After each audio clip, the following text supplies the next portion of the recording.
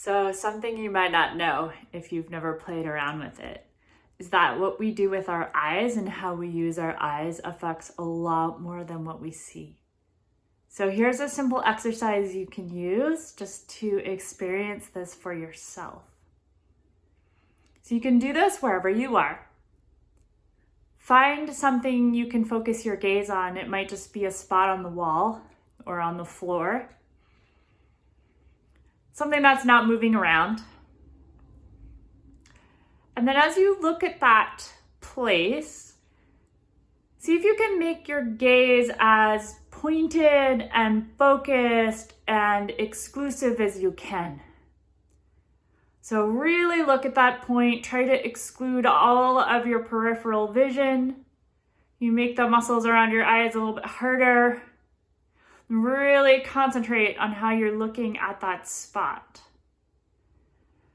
And then as you're focusing your gaze in this way, notice what happens in your abdomen, in your pelvic floor, if you can feel that, in your hands and shoulders, and in your breathing.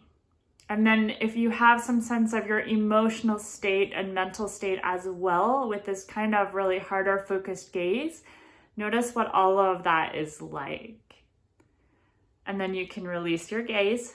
Maybe look around a little bit, shake yourself off, cleanse your palate as it were. And then come back to that same spot, that same point of focus. Focus your eyes on the spot just as you did before. But this time let your gaze be really soft. Soften the physical structures and muscles around your eyes. And allow in more of your peripheral vision, even as you're keeping your gaze focused on that single spot. And then as you use this softer gaze to observe that single point of focus, notice what you feel in your abdomen, in your pelvic floor, if you can find it, in your hands and shoulders, in your breathing, and if you have a sense of it in your mental and emotional state.